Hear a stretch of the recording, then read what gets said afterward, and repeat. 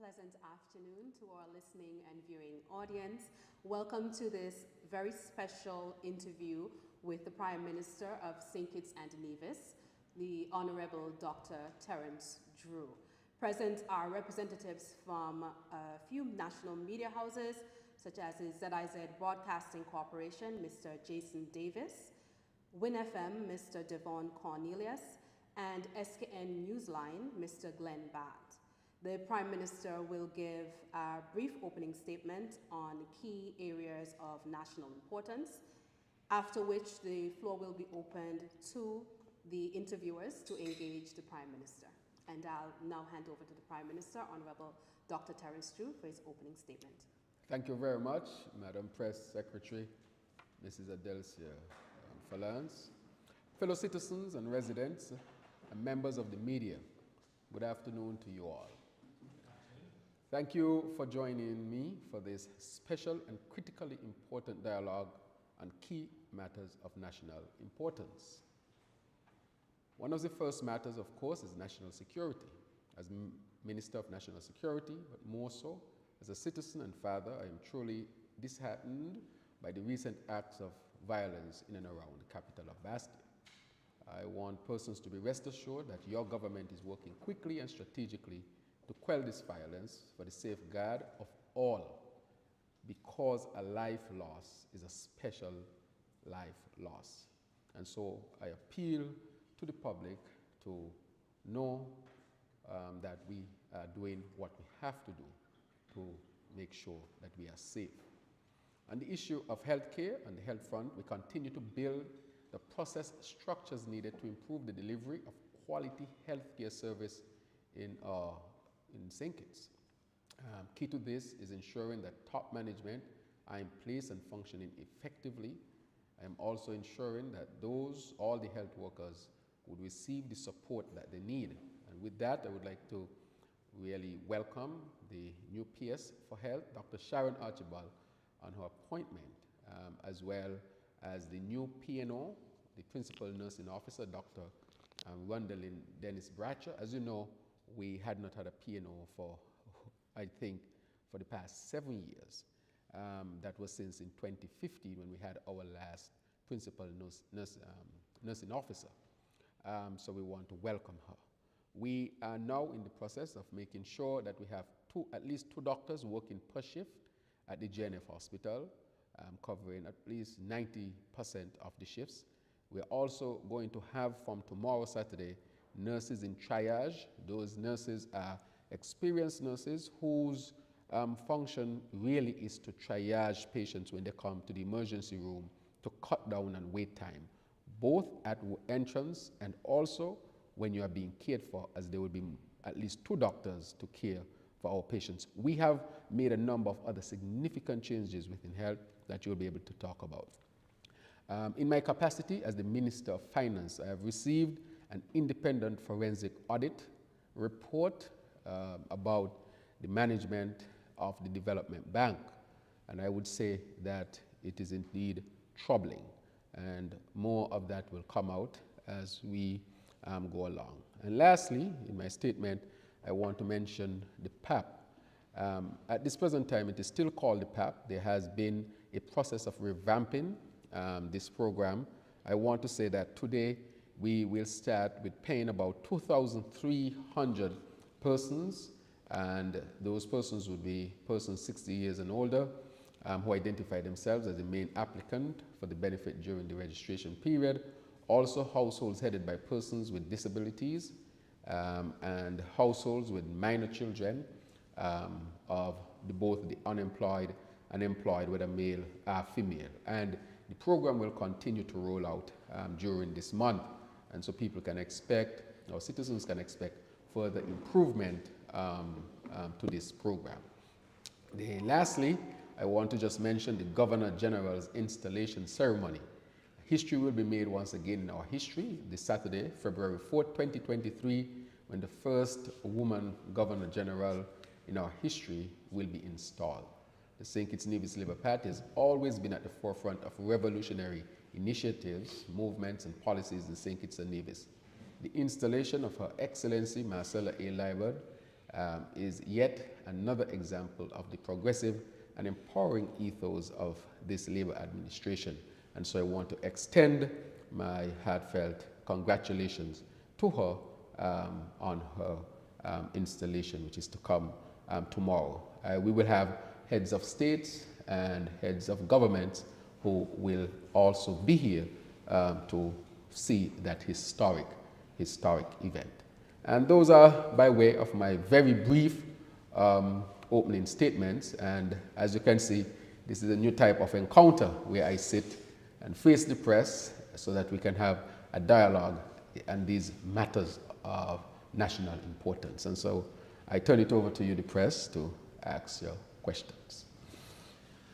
Thank you very much. Jason Davis of ZIZ Broadcasting Corporation. My questions are going to be about specifics. In the first topic of national security, you mentioned the recent upsurge in crime. We've had a series of fatalities within the past few weeks, and you said that the government is doing what it can. Can you be a bit more specific? What exactly is being done in response to the recent upsurge? Well, I would say that we have come to recognize that there was a program in place that had not been fully built out, that there were a lot of gaps. It's almost as if you were putting a plaster on a sore, as we say colloquially here in St. Kitts and Nevis. And so one of our first measures is to strengthen what is called the Alternative Lifestyle Program, to strengthen it so that those who are on that program can be given the opportunity to really transform themselves. And so we have started a process of registering with of course, the intention of getting to know who the persons are, what are their goals and aspirations, because we definitely want to give them more opportunities. So we have started that process, of course. We have also engaged consultants who will be doing programs, specific programs. Not only there will be some diversions that we have stepped up. For example, in the Defense Force, we'll once again build out the Defense Force Corps in terms of the youth that we call the Cadet Corps, and that has been going well. We have also started to consult with consultants who will now start in earnest a program specifically geared at youths at risk. That program is due to start, I would say, next month or two, where we'll actually give options to them. We want to know who are the young men who want to study. We want to know which field they want to go in. And so we will categorize them and in earnest set them up so that they can really channel the path that they see for themselves. With respect to that, so we're going to revamp that, and we have started the process of doing that as well. So this talk about the program has ended is not true. We continue to, deal with the program from a financial standpoint. However, we're registering, and we are going to streamline the program so that those on the program can really benefit from the program. With respect to the security forces, I have met multiple times with the different agencies within the national security apparatus. And they have been putting plans together to make sure that we secure the people. I would say that whatever we do is to make sure that we protect all, and to do so in, make sure we don't, and my advice is don't brutalize anybody, to treat people with respect, but at the same time, we make sure that we secure the country, because even those who are affected, they too need security. I've met with them on multiple occasions to make sure. But I want to say that the police force is due to go through a significant change. As you know, we are in the process of changing the commissioner of police. That's one. Secondly, we are going to put a deputy commissioner in place. We have not had a deputy commissioner for about 4 years now, and we think that that is a significant gap. And then we'll fill out, of course, the ACPs and then the superintendents and come all the way down. So we are going to strengthen the police force. And with that, we are also going to make sure that whatever the new thrust is with the new commissioner and those who are involved in the apparatus, that a strategy comprehensively start to be put together, even though there is one to respond, and not only to respond, to be proactive in making sure that we control and make sure that we protect our people and keep our streets and people safe. And so that is a major development in terms of shifting to a new commissioner and putting in a deputy commissioner and the strategy that will come out of that. But in the meantime, I know that the members of the communities would see that the response from the national security is really to protect the people and to keep the people safe. But the changing of the guard of the commissioner is a significant change. So we know that even that change is going to bring about advancement, improvement, because just like anything else, there will be advancement and improvement. So we are making those significant changes. The specifics of some you would not give, but nonetheless to say that we are proactive, we have met multiple times. There is, of course, a plan in place to make sure that we protect all of our citizens so that they can be safe. As a follow-up to that matter of changing the top brass of the police force, on what basis is that change being made? Is it simply because a new government is in, or is there a technical basis upon which that is being made? And secondly, with regards to training of police officers, are you satisfied that our police officers are getting the best training possible to deal with our existing type of crime and challenges that we have on the ground? And what are your thoughts about the training? Good. So we can dialogue. I would say that the change in the commissioner has come to the end of his contract. And while we are going through the process of making sure we have a transparent and open way of getting a new commissioner, he has stayed on a little bit longer. And so we expect the change to come very soon, along with a deputy commissioner. In terms of training, we are now in the process of having a consultant who will help us tremendously with the training of the police officers. What we are saying is that training is always good. It's always important. And if it's the right training, there's always room for improvement. So that too will be a hallmark of the new way going forward. We will put in earnest training and continue training to make sure that we keep the force professionalized. One of the things that I've come to recognize is that you want to keep petty political interference out of the police force and to allow the force to become as professionalized as possible. That is one of the thrusts that I'm really putting forward as the Minister of National Security. And so we would see that we have a commissioner done in the right way.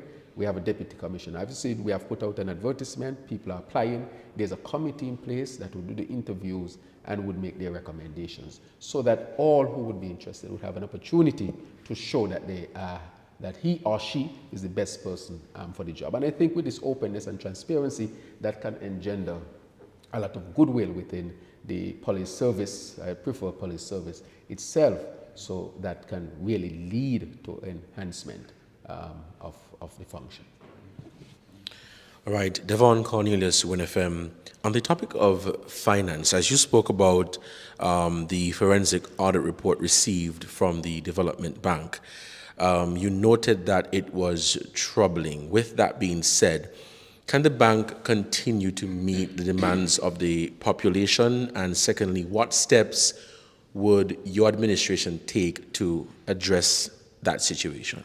Thank you. As I've said before, one of the first things that we did when we got into office was to strengthen the Development Bank.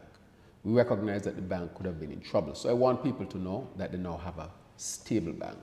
And so there's no need for any panic with respect to the bank, or we have taken the necessary steps. However, we thought that a forensic analysis or examination of the bank and its finances, that is necessary, and we did it. And in doing so, the findings are troubling. In the ensuing days and weeks, I think there will be opportunities to get the full explanation and access to what is exactly in that report, so that the people of St. Kitts and Nevis can know. I would say that it is worse than I thought. I knew that the bank was being used in a very, I would say, demeaning way, and it was being used as people's personal finance. But when you actually see what's there, one has to say that this seemed to have been worse, or is worse than we thought, and so that information will come forthwith. But I want to say from the onset, from where I said that the bank, we have taken the opportunity to strengthen it. For example, we started the small business loan program. We are also now moving to the student loan program, where we are moving to have student loans come down to 5%, and to see how we can negotiate forgiving of some of the interest on debt that students would have accumulated over the years. Why we want to do that? Because if you look at the world, look at the United States, the president wants to make community college free. You go to Western Europe, universities free. You go to the East, a lot of the institutions are being supported by the government. What they are recognizing is that the more educated the people are, is the better opportunity for the viability and the advancement of their country. We must adopt the same thing here. That is why we made college free. But we cannot just leave it there. That is why we went further and ensured that economic course at UWI covered all professions, whether it is medicine, law, whatever it is, so that people are not left out. What was happening is that children of poor people did not have access, or had access with difficulty, to law and medicine, while those who had the resources could have gone because they don't need the economic cost. We have removed that so that we can have total access to all the professions at University of the West Indies, for example, by all of our people. And all of what we are doing in education is to make sure that our people have access to good quality education. We are now going to reintroduce the laptop program. That again is to make sure that our people have access to devices and also would have access to the internet so that they are connected, so that our students can really be prepared for the future to compete in this world. As we know, the world is becoming small and small, and those who are better prepared are those who are better apt to survive. And we must make sure that our people are best positioned for opportunities that we want to offer, so that our young people would not look at violence and gangs as a viable means. I can go to college, I can become this, I can become that, I can have a small business, I can advance myself. These are the barriers that we are making sure that we remove so that our people can have full access to education, and as a result, our people can really enjoy a good standard of living here. To continue on the topic of national security, you noted that your administration will be seeking to strengthen the peace program. As it is right now, is the program still operational in terms of payments, in terms of the training? And secondly, Hush Puppy. That has been a major talking point for the past 2 years. We have not been hearing much about it. What is the status of that investigation? Right, so I would say with respect to the peace program, we have continued with the payments, but we wanted, of course, register people so that they can be properly paid, and we are saying that people must work for what they get. And that is why we are putting in all these training programs and options for people, so that, you know, we have to establish a principle here, that in St. Kitts and Nevis, if you are paid, then it's because you would have worked. And so that is a national principle that we have to abide by. And so that is one of the principles that must be introduced into the peace program. Because as you know, they were in the program, the alternative lifestyle program. They were not paying any social security. They were receiving payment. They were not paying any social security or any social levy. So it means therefore that they were not given the opportunity to even have a protected or secured future through the social security program. So we want to put that in place. And then we want to give them real options so that they can have an option to really move on, which is what we want, for you to have an option to move on, so that the life of criminality is not a life that is attractive and is not a life that we want our people to be in. So we are going to dig deep because we care about the young men. We have to care about our young people. And I care about them. And so I want to give them opportunities for them really to advance themselves and to move on, and to make sure that there is no recruitment of the young people. That is why we are putting in another program who will deal with that group of young men who might be susceptible to be recruited, so that once and for all, everyone can have an opportunity to live a life decent here in St. Kitts and Nevis. Still on the topic of national security, following the recent killings, citizens' confidence in the police is kind of shaky. What reassurance can you give to the people who are worried at this moment? Now, for the second question, I'm going to play devil's advocate a bit. You mentioned earlier that there is a vacancy and for the new commissioner of police, and you are stressing the ideals of transparency and doing the proper ways.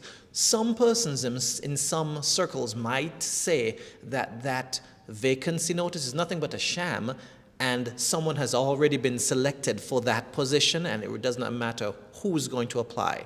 What's your response to that? Well, I would say with respect to that, I see all sorts of things going on social media. Sure, you see too. Social media, people just use it for all sorts of nefarious reasons when it could really be used for good reasons. Those are nefarious reasons. I see this out there, and that is why I'm reassuring the people that the process is still ongoing and no decision has been made up to this point. So I want to reassure them. When it comes to that, that is why we have to strengthen the police apparatus, making sure we have a good transition to an ex-commissioner, making sure we have a deputy commissioner, and making sure we have the various consultants, because training and professionalization will be a hallmark going forward, because it's fundamental and it's critical. We have good people, and we think if we are able to train our people to build their moral or the morale within the police force, that can engender a lot of goodwill, which will translate into more effective policing. And so we are going to make sure that we do all of that. So coming in the next few weeks, you'll start to see these changes as we would have been planning for them going forward. But to say with respect to the program, we have not lost pulse of the program. We understand that the program functions on a particular level, but we want to take that deeper to get to the root of the matters, to uproot them, and not just put a plaster over so. And the reassurance to the public?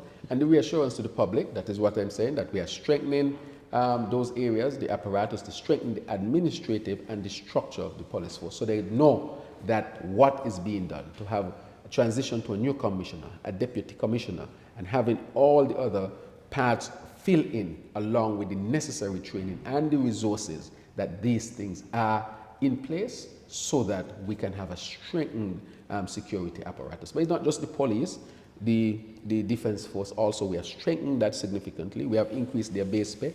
We have given them more barracks. We have given them a gym so that we can improve their conditions, so that again can help to engender goodwill within the force so that it can function well. And when you look at the other apparatus as well, you have customs, immigration, all of them work together along with the others to make sure that we are kept safe. And so we have been working steadily in these areas, and we'll see the culmination, at least outwardly, with this election and the strengthening of the structure of the police force.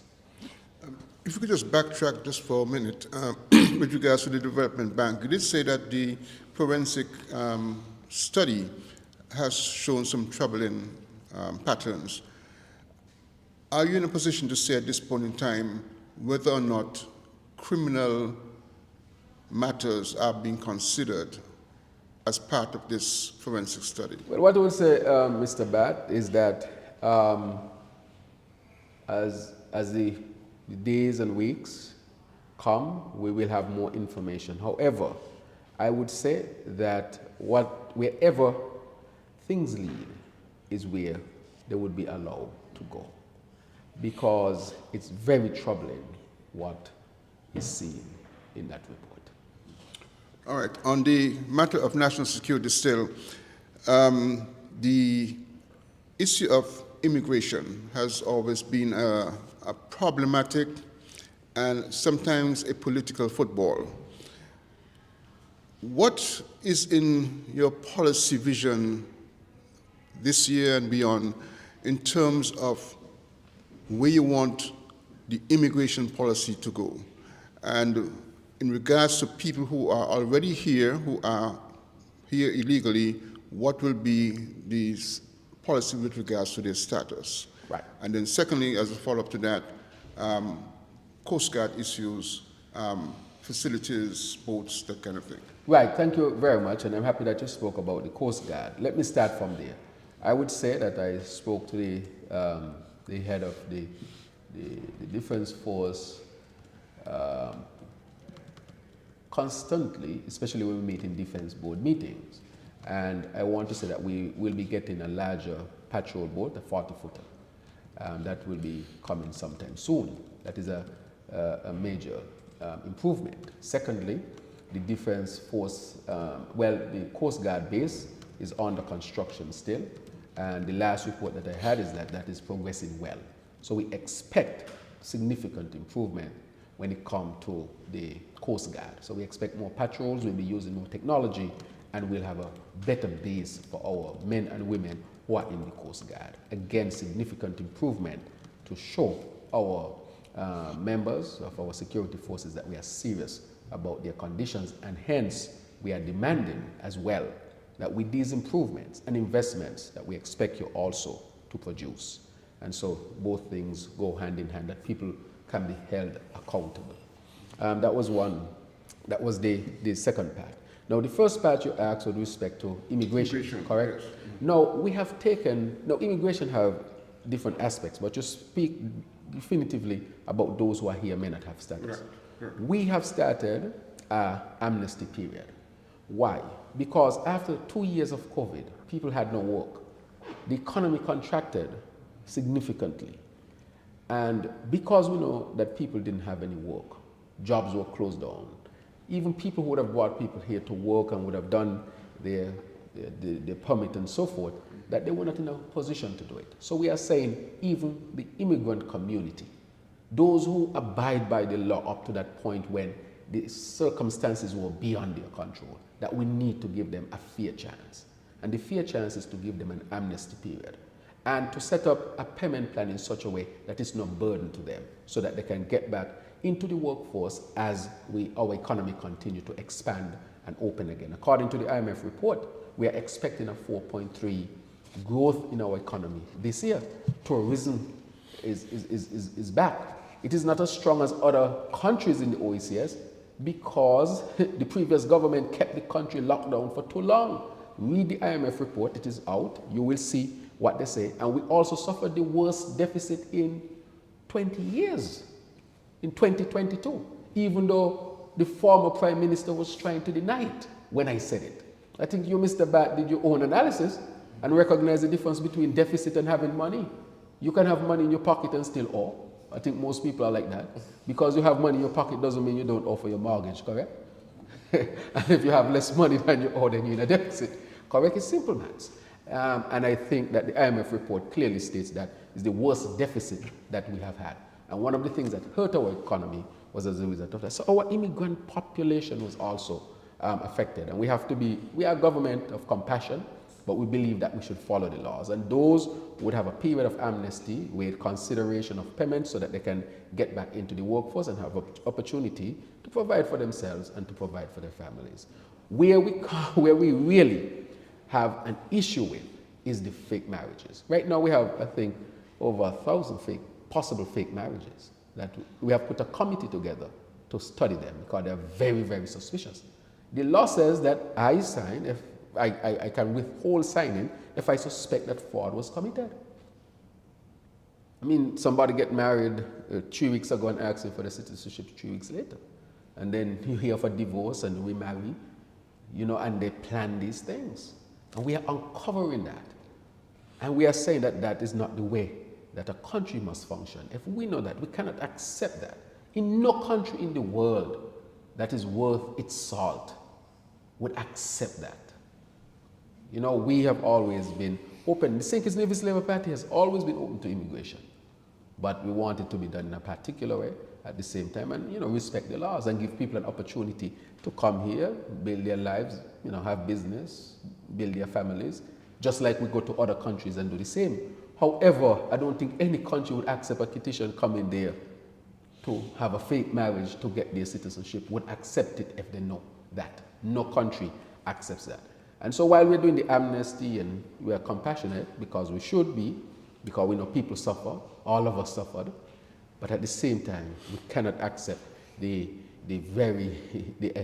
allegations of fake marriages, especially when we are seeing very strong evidence of it. So we have put a committee together to look at that. So for our immigration population who have always followed the laws, we know they had difficulties, we are here and I'm asking them to go to national security to have their situation looked at. So I'm using this opportunity to tell them that there's an amnesty period and I'm encouraging them at the same time to go to national security to have their matter resolved. Is the time left on the amnesty period? Well, we are looking, basically we are looking at least 3 months, because we are encouraging them to come in so that we can, have them dealt with, so they know that in this period they can really go.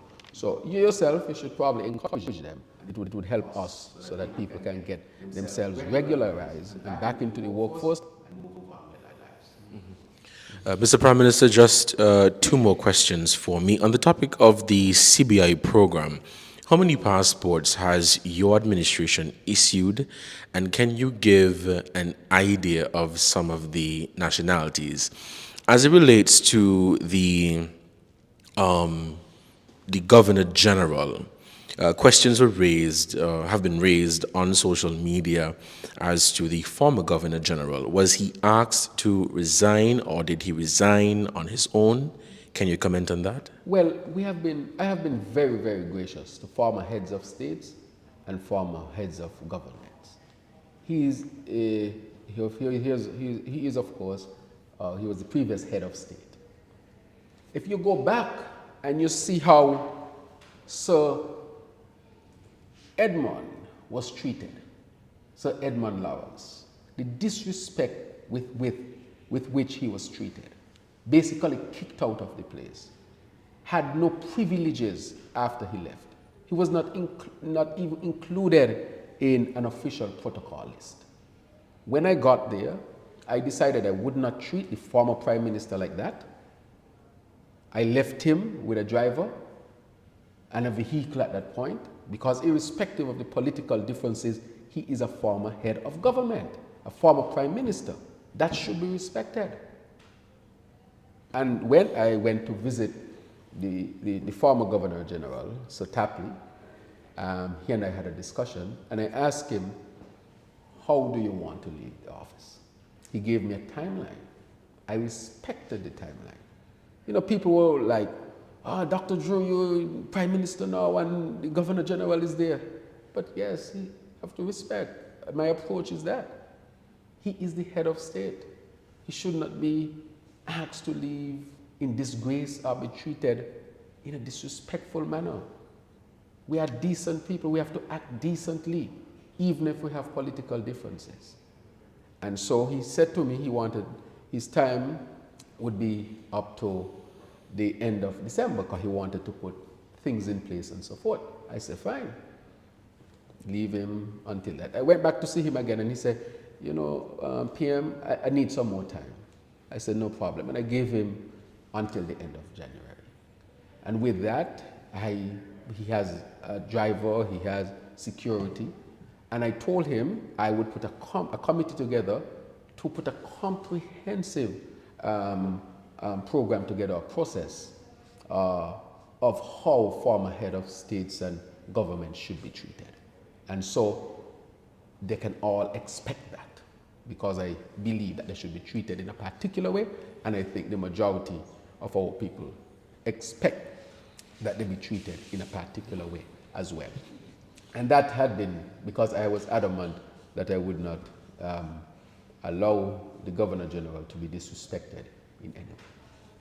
I'm Sorry, sorry. the question for the passports and an idea of the nationalities. Right. So let me touch back on the Governor General. With that, I just want to reiterate that we'll have our first woman Governor General. That is historical. And I think tomorrow at Government's House at 5 p.m., I think, the installation ceremony will take place. With respect to the number of passports, as you know, we have a new CEO, and he's still carrying out his inquiries and the processes. He's just been on the job a short while. and he would have those numbers. And I would direct you to the office as well, so you can get them those direct numbers. I would not have those direct numbers with me, but I want you to CIU unit. You can call the government headquarters and be directed to the CIU unit to have a conversation with the new head of unit so that you can access the information. I'm kind of glad to hear you talk about the head of state and the protocol of changeover and that kind of thing, because I really fail to see why is it necessary to have a change of Governor General simply because the government has changed. I see them as two distinct things. Nevertheless, I'm really glad to hear you say that. Now, if I can go back to the matter of national security, when a community is being stressed by high levels of crime, and you are hearing on the street all kinds of rumors, there seems to be what was said before, a sort of falling in confidence after we have been in a period of time when there was very little crime, and it's happening on both islands. The increase is happening on both islands, and they're very violent crimes. Is there any concrete steps that have been taken right now that will address these issues in terms of the investigative arm of the police force? How strong are they? How competent are they? How much confidence can the community have in the officers who are now in that particular department? Right, so I would say that there are plans and there are investigations. If you were to listen, I think they would have caught a number of the perpetrators. I think if you follow up on that, you would see the releases. So it means that serious work is going on, and they would have retrieved firearms as well. So I want you to pay close attention to that, or even call the police and get that specific information, but I can confirm that. And I think with that type of results, it will tell you that people are working, correct? With respect to it, and I keep saying it, is that you had a program in place where what we recognize that we need to go deeper. We cannot put a plaster, because what we recognize is that the cost of the program in terms of the financial investments in those who are on the program is projecting to over $30 million, going up accordingly to the place of being unsustainable. Can you imagine that? Unsustainable. So it means that therefore that the root of the issue had not been dealt with, because now you are creating an unsustainable situation which was projected to be unsustainable all along. And so what we are saying is that we have to find now permanent solutions. But I'm very optimistic. The reason why I'm optimistic is that based on what we have done and what is being structured, I'm very optimistic of where this can lead. And we can really, at the root of it, deal with it. Because we have seen programs like these in other jurisdictions, and they have not worked. Jamaica is a prime example. We see what resulted in the end. You go to Central America, well, you see what resulted in the end. So we have seen these before. These are not new scenarios. They just go through the natural lifetime so that you have an unsustainable program. It comes a point when it becomes. But irrespective of that, you live in a country, there can always be a spike, but you control it quickly. It doesn't mean that it's a trend. It needs time to determine if it's a trend. But it happens in any country. It happens in the best of countries, the most, and we are among the best of countries. That you might have a period, but then there's general control and calm, and this is most likely what has happened here. But I like the fact that there has been results thus far. So that is the message that I want to bring forward. If I can also ask you about your policy with regards to the private sector. Yes. Is there, it's often said that the private sector is the engine of growth for any country.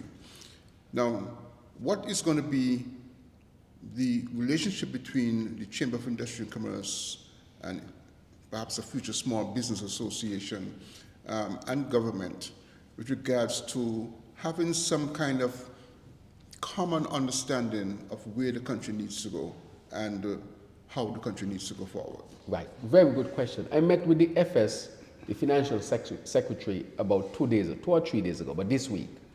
And I said to her, we have to now put a plan together to meet with the Chamber of Commerce and Industry, and meet with labor as well. But specifically first to meet with the Chamber of Commerce and Industry to discuss a number of critical matters, that they understand the trajectory of the government, but to also inform them as to where the economy is.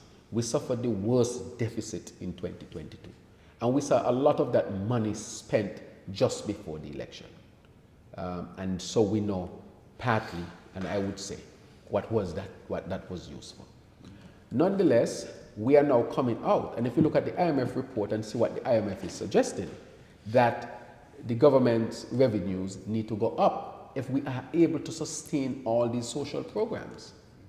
So we know we had taken down the corporate tax. It had come down to about 25%. We also know that we had been subsidizing electricity for a very long time. The fuel variation charge, we have been paying for that. That is one of the things we are subsidizing to the tune of about $9 million per month. And so we know that the government's revenues are affected that way. And we are being asked to really increase the revenue collection. And so that conversation needs to be had.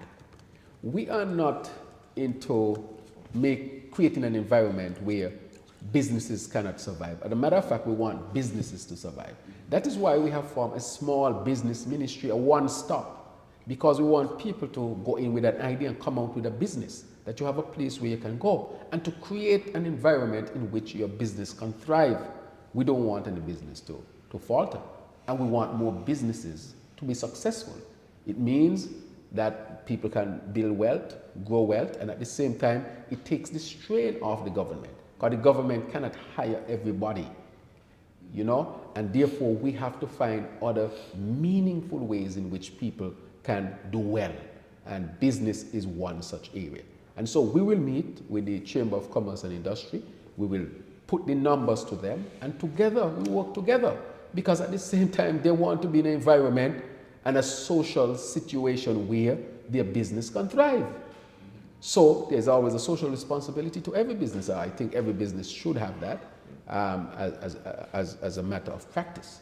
And so we will meet with them. And so I asked the Financial Secretary to prepare that so that we can meet with the business community and put forward what the findings are and how we can work together to make sure that we are in the optimal place in governance in this country, the financial sector being the most specific area. Regarding health, in 2017, St. Kitts and Nevis, along with other countries, made a commitment to implement a national dementia plan.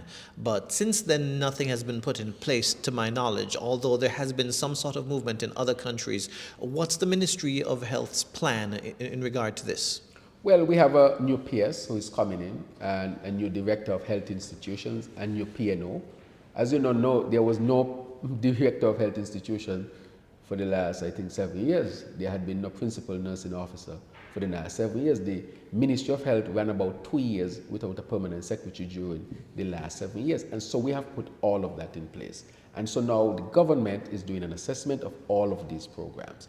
This one came to my attention. As you know, I am fully abreast. I'm a medical doctor by training, and I think a dementia, this type of program is critical and important that it be put in place. And this, of course, will be taken up by the new administration within the Ministry of Health, and this will be under the purview of the new PS as well. As you know, the PS would have worked significantly in mental health, and this, I'm sure, is one of the things. I say this because we are approaching all of these in a comprehensive way. As you can see, all of the programs that we are laying out at this point in time. And you will have an update next week through the media, through communication, as to what we are doing in health. I spoke about the upgrades because those needed to be dealt with immediately. We needed to have more doctors in A&E at a given shift. We need to have nurses who are triage nurses. We need to train our EMTs. The EMTs are going to start the formal training very soon. These are certified international training. so that they can be, of course, respected anyway, but most importantly, that when they shop, they are properly trained. We're going to offer our nurses more opportunities to become specialist nurses. We are recruiting more doctors. We are improving our lab, improving our blood bank, improving our health record system, shifting over to electronic system. And so we are doing a number of critical things in health because there was no process. There was no structure when it came to these things. So many of the things that I see people might be speaking about, for example, at the eye clinic, there was no machine to do cataract surgery, a basic eye surgery. We ordered the machines right away. They're supposed to come within the next week or two so that we can save people's vision and so forth. As basic as that, we're making sure. We have just procured new dialysis machines which are being stored in Canada, so we can have good backup for that. And so there are a number of critical areas within health that we are dealing with. I'm very, very optimistic about health. They're going to get quick results very quickly. I know we just been in about 6 months, and these are significant changes already that the people will see and will continue to see. The MRI machine that we have ordered to come, that is being built and so forth, those are things that we have invested in. Because I will say this to wrap up on the issue of health. Health care for us is not a privilege. It is one of, we consider it a human need. It is a need, and we must deal with it from that perspective. It is a right, rather, and we must deal with it. And that is why we are going to put forward the national, the universal health care, which we are putting in place, and part of that will be national health insurance. I'm going to ask the people of St. Kitts and Nevis to help us to deliver to them national health insurance. The St. Kitts and Nevis Labour Party delivered Social Security in the 1970s. Now we are being asked now to deliver national health insurance. That is another safety net, but you don't have to wait for it for when, later in life, as the majority of people do, you might need it now. I see a lot of people die poor or leave debt for their families to pay, people who are in solid middle-class jobs, because you can save $300,000, $400,000 and think you have a lot of money for your retirement. You will either die suddenly or you will get a catastrophic disease. Most people get a catastrophic disease at the end of their life because all of us will die. If you get a catastrophic disease at the end of your life, you'll see how quick $300,000 disappear. And you left your family in that dead situation. We have to have a situation where people can have insurance down to, our life expectancy now is beyond 75, but insurances only insure up to 75. So when you get a catastrophic disease after 75 and beyond, some people before, all of your savings will disappear because you will have no insurance unless you decide you will neglect yourself. And I see it all the time. And I ask myself, why not we as a people sit down and dialogue and come up with a plan of how we can put universal health care, national health insurance in place so that we can protect us as a people and not only see the need when we become sick, and we don't have to walk around necessarily with sponsorship to determine if we live or die. Those things, I think, have to go away. We need to, and I'm going to dialogue with our people. I'm going to put the facts before them, and I'm going to ask them, our people, to contribute to creating a national health insurance plan to make sure that our people don't end their lives or die in poverty when they would have lived at least solid middle-class lives during their years, and to become dependent on sponsorships. As you know, I've put a plan in place where I have a fund for children, but that is where we're at, for children. But if we have a universal health system, even the children will be insured. And so all of our people would have access at least to basic health care and for catastrophic moments. And that is where the dialogue need to go, so that health care becomes a right as they have it in Western Europe and Canada and other places that we admire. We need to make sure that we have it here as well. Before Devon asks this question, yes. on that same universal health care, there was a lot of work done, from what I understand, by the previous administration. Is it that you're taking stuff from those studies, or are we starting from scratch again? Right. So I would say that started under the Labour administration. As a matter of fact, when the government changed in 2015, the plan was left on the table. I can say that. And because of government change, instead of looking at the plan and say, if this makes sense, let's pursue it, they try to scrap that to say we're not taking anything. Well, I am not that. If you have done some studies, if some professionals came in who were paid with my taxpayers' money and did some studies, even if it was under the previous administration and there's substance in it, I am going to use it. And I'm going to use that which was done before 2015, that what was done after 2015, and come up with the best scenario. We have to be intelligent people. Why should I put the country to something when it started under the previous Labour, continued through in the last government, and now I am here? You can use that data and that information to deliver to the people. My objective is to deliver to the people. Our objective is to do that. So if they have done work and it's valuable, and we have found some work by some professionals, and some of it is valuable, I want that. And what was done by the previous Labour administration that is valuable, I want that. We want that. We want to use all of that to put forward the best plan for our people. Mr. Prime Minister, I just have one more question. I received a number of questions, but just one more. With regards to budgetary allocations to the island of Nevis, it was noted that a committee was put in place to look at that matter. What is the status of that committee? Who are the members of that committee? Can you provide an update as it relates to the progress of the work that they have been doing or should be doing?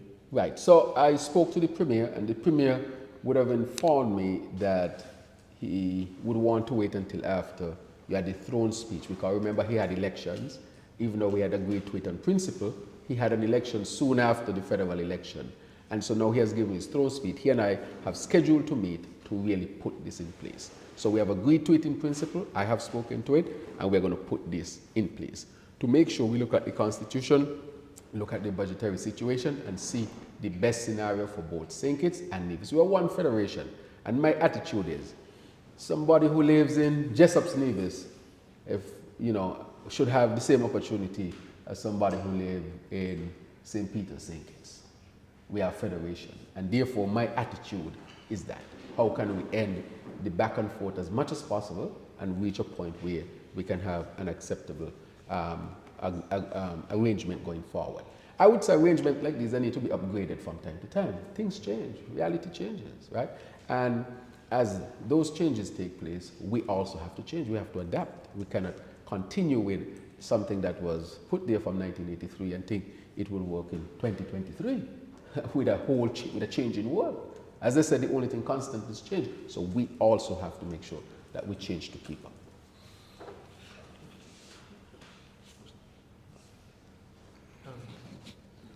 All right. Yes, I think this will be my last question. We're going back to the discussions about the Governor General, and a question that was posed to me, and I'd like to get your opinion of it. What about the concept of leaving the selection of the Governor General to a vote from the public? Well, you see, the Governor General's position, that is a constitutional matter. The role of the Governor General is really a ceremonial role. And if you leave it to be selected, then you might be passing executive power to the Governor General. When you look at the monarchy in the UK, for example, in England, the idea is that all of that executive power go to the Prime Minister. And the King understands that he has no executive power at all. So it's almost like so we adopted that type of structure from England. And so the truth is there's no executive powers there. It is mainly, as you know, it resides with the Prime Minister of the country. Some countries have moved on to totally finish away with it, because who you want to hold responsible really is the executive, which is the Prime Minister and the people who you elect, and the members of cabinet and so forth. And so those are held responsible. So that, I think, would be a constitutional, crisis, to put it that way, right? So those who you elect are those who you hold responsible. Any other questions? All right, yes, so I want to thank you that we were able to sit down and have a frank conversation. And as you know, I'm always willing to sit with the press I think dialogue and openness and transparency are important, especially because we are dealing with good governance. Just to update us, on the 8th, I think it is the 8th of February, next Wednesday, we'll be putting forward for first reading the integrity in public life, anti-corruption, and so forth. We are saying to the people, and I'm very happy about this. If it's one thing I think I'm very most pleased about, among all the other things we would have done, is that by March this year, we will be able to put in place our good governance, integrity in public life, and so forth forward. That is going to set the country for real growth. Just doing that alone is going to cause a growth in the economy. Studies have shown that. So maybe the 4.3, we'll see where that. But once you have good governance, that sets the foundation for a vibrant country. And I'm looking forward to that. And so I'm encouraging people to tune in to hear that we are really going to put in place integrity in public life, anti-corruption, and so forth, so that those who come after us, and even us, that we seek to govern ourselves appropriately with the people's trust. That is the direction we are going. And the other thing that I want to say also, with respect to the Governor General, I can't stress it enough. It is about time that the head of state is a woman. And we are long overdue, and I'm happy to be a part of a team that have, really recommended that and have pushed that forward. And I would like to thank the former Governor General, Sir Tapley, for his service to the people of St. Kitts and Nevis. And as I said, we'll have some head of states and head of governments who will come. Tomorrow, I travel to St. Lucia with the ministers or the prime ministers of the OECS will meet with CDB to discuss regional travel, because as we know, regional travel is not so good at this point in time, and it's hurting all of us, where we will seek to really find a solution. And there are a number of other critical things that I will update our people on in short order that we are working on that will come to fruition. But I just want to say that the PAP would have been paid today, 2,300 people, and the rollout will continue as we seek to revamp that program and to make that program better and to make it more targeted so that we are really putting our resources where they are best applied.